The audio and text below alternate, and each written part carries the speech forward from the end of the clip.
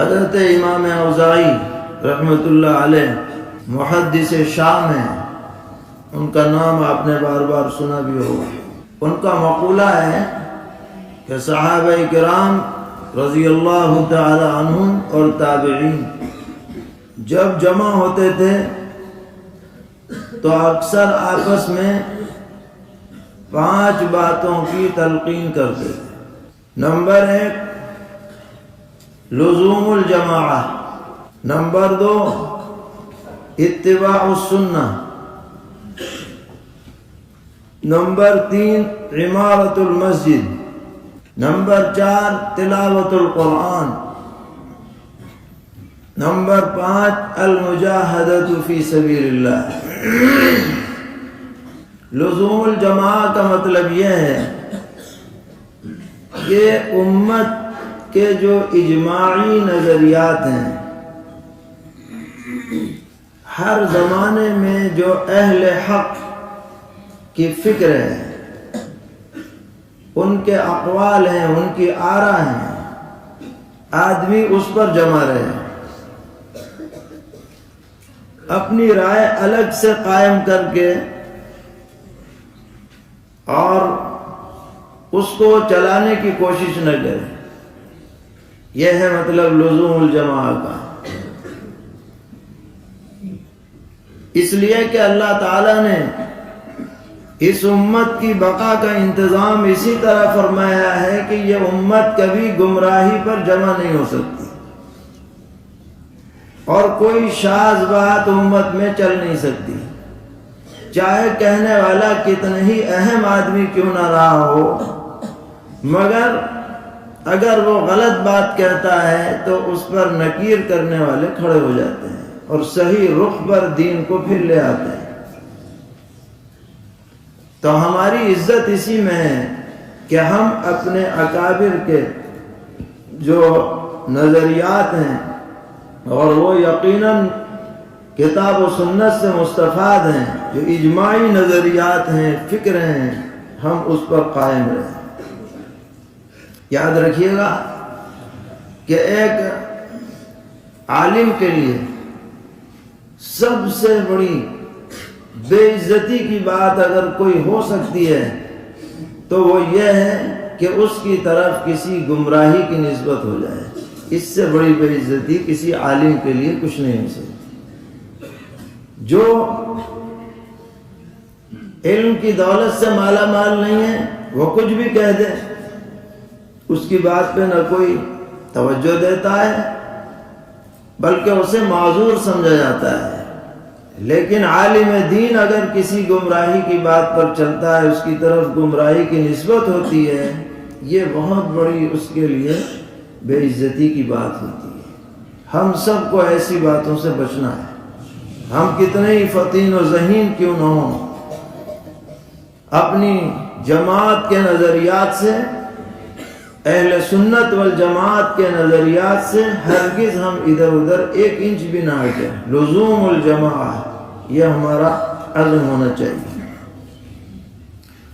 دوسرے اتباع سنت، ہمارا جذبہ ہونا چاہیے کہ زندگی کے ہر موڑ پر ہمارے لیے رہنما نبی اکرم علیہ الصلاۃ والسلام کا اسوہ مبارکہ ہو۔ عبادات ہوں، معاملات ہوں، اخلاق ہوں، یا اور بھی کوئی شعبہ ہو، اس میں ہم پوری کوشش کریں کہ سنت پر قائم رہیں۔ تیسرے عمارت المسجد،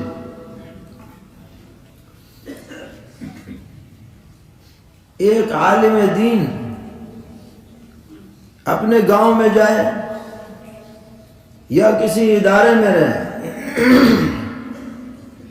اور وہ جماعت سے نماز کا پابند نہ ہو، یہ بہت بڑی سبکی کی بات۔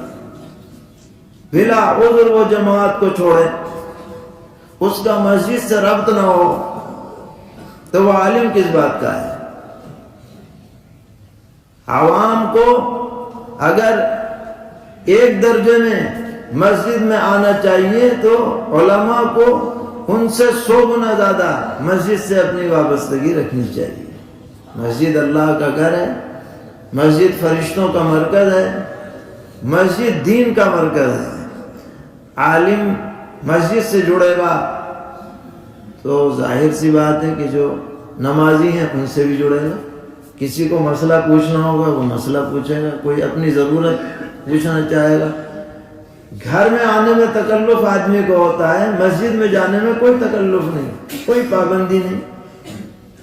ہم یہاں سے یہ عزم کر کے اٹھیں کہ ہماری ہر جماعت مسجد میں ہوگی انشاءاللہ، تکبیر اولیٰ کے ساتھ ہوگی۔ عذر کی بات الگ رہی، لیکن بلا عذر ہمیں چھوڑنا نہیں۔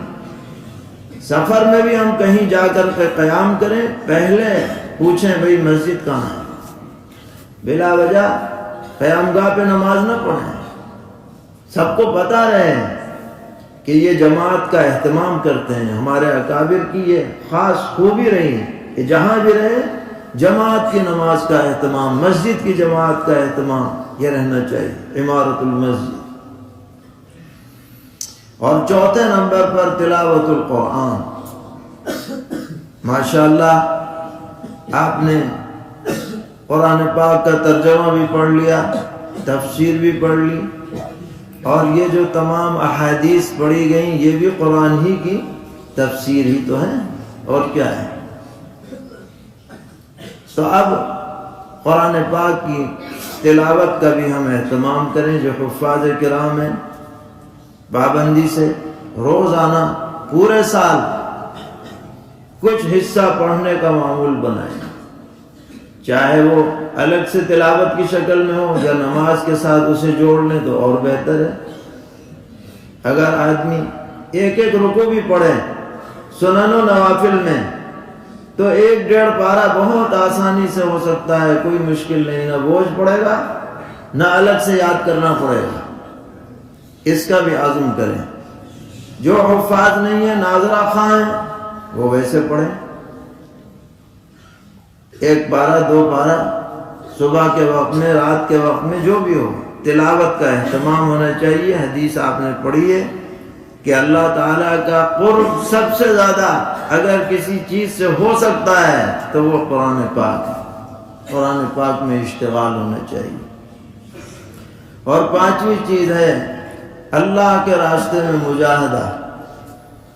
اس کا جو سب سے اعلیٰ درجہ ہے اس کی تو نیت کرنا ہی کافی، لیکن جو بھی محنت کی جائے دین کے لیے وہ سب اس کے اندر داخل ہوتی ہے۔ بس نیت درست ہونی چاہیے۔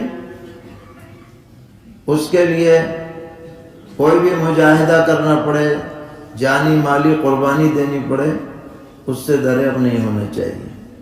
اللہ تعالی ہم سب کو توفیق عطا فرمائے اور ہر طرح کے شرور سے محفوظ رکھے۔